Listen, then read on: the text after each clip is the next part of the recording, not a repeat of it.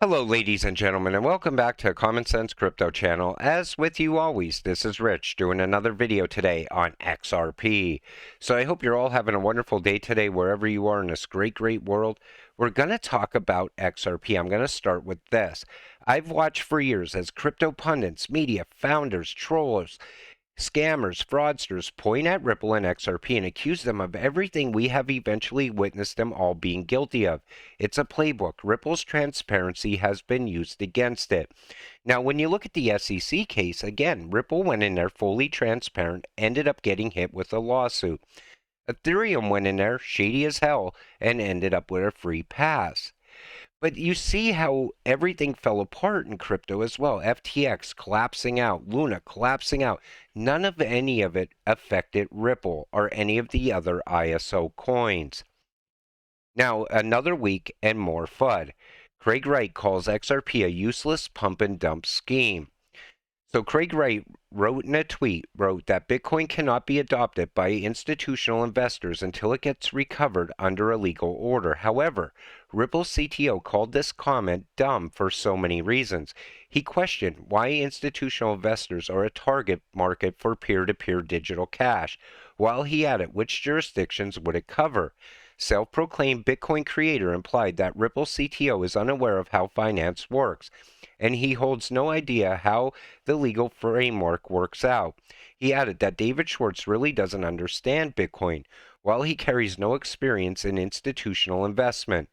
Craig Wright, in his further comments, brought up Ripple and its native crypto XRP. He stated that Ripple CTO has a very limited area of expertise. He called out XRP as the most useless pump and dump scheme in this entire industry. Now, this is coming from a Bitcoin maxi once again. Like I said in the past, I don't hate Bitcoin. I just don't like the idea that these people keep pushing Bitcoin. That's all they ever see. It has no utility. I believe it does have one more massive run up in it. And like I've said many times, if you're holding Bitcoin and you're at a loss right now, the second you could take profit, I would get away from Bitcoin, far away from Bitcoin, because everything seems to be lining up for utility-driven coins. The future is going to be about use case and actual utility. The harm from certain types of crypto is that mining new coins requires a shocking amount of electricity consumption. When produced with fossil fuels, it creates a lot of local pollution and emissions. States like New York are taking action, but we need others to follow suit. We're going to see this go throughout the entire United States at some point. This is a narrative coming straight out of the World Economic Forum. It's all about climate change and energy consumption. Sam Bankman-Fried does not see Bitcoin becoming a payment network, lampoons its energy consumption. Again, SBF was tied to the World Economic Forum. What's he talking about here? Energy consumption. It's a massive narrative faced right in the direction of Bitcoin. ECB President Christine Lagarde called on lawmakers to start working on fresh crypto regulations to protect the financial system after the collapse of FTX exchange. Everything was tied to FTX falling. I still believe that the World Economic Forum wrote the regulations a long time ago, and SBF and FTX taking the fall at the right time, at the right moment. Why? So they could fast track these regulations and fast track a CBDC. High-ranking members of the European Central Bank say that Bitcoin is on the cusp of becoming an irrelevant asset in a new blog post, ECB official. And again, when these central banks are talking like that, you need to listen if you're invested in that cryptocurrency, because they're not going to have an alternative to a CBDC in the future. Governor of Bank of England basically saying Bitcoin is going to get regulated into oblivion. It's nothing but a speculative artificial asset that's backed by nothing. So it's not just the central banks, it's throughout the entire world, country after country saying the same thing. It's one massive narrative created by the World Economic Forum. Now, people will say, well, Ripple is tied directly to the World Economic Forum as well. How many times have you heard, sell your XRP, it's the devil's coin? But at the same time, Bitcoin Maxis hail the Lightning Network, which I believe is a massive Trojan horse. It's a way for the World Economic Forum to track all of the world's Bitcoin.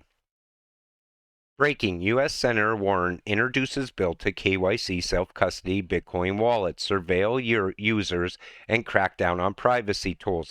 A direct attack on freedom and privacy. Now, this I mentioned on Christmas Day in a video, and a lot of people were skeptical of it. They said there's no way that the U.S. is ever going to ban crypto, and I never said that they were.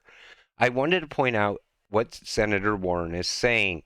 And at first, you look at it and you say to yourself, well, this is a direct attack on the retail investor. That's what it comes down to.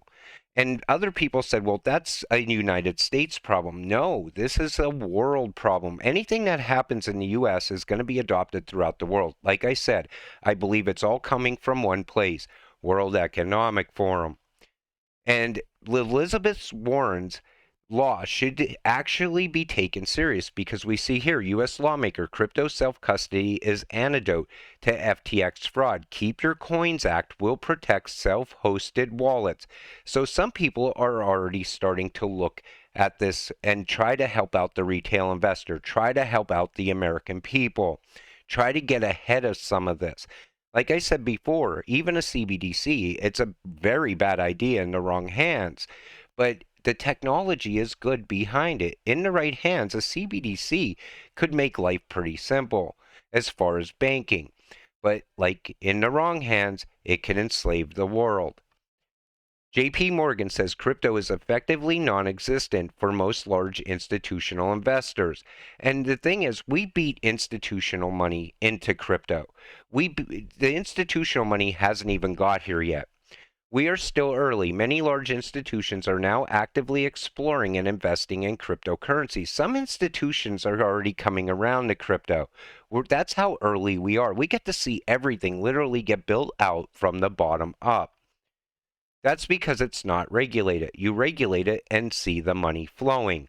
And once regulations come, I believe banks are already sitting on the sidelines waiting to use XRP and on-demand liquidity. XRP and Bank of America for on-demand liquidity, good for adoption. And I feel the reason Bank of America is ready to go as soon as tomorrow with this, they want to get ahead of the competition. That's what it comes down to. XRP was never meant for retail. They, including Ripple, will do all they can to shake the rest of the retail out. Much like the fake political two-party system, Ripple, Gov, SEC, World Bank's World Economic Forum are all on the same side. And that's how it feels, but because they're all working together right now. Ripple is tied to so many banks throughout the world. As an XRP holder, you want to see exactly how much business Ripple is going to take away from Swift. The reason you want to see that is because that'll tell you how high the price of XRP is going to be in the near future. But as the world is moving towards utility, Bitcoin has no place in the future, and I can't stress that enough. And the reason I do stress it on this channel is because there's a lot of people that are new to crypto. Their first investment was Bitcoin because some friend of theirs told them how much money they made with Bitcoin in the past.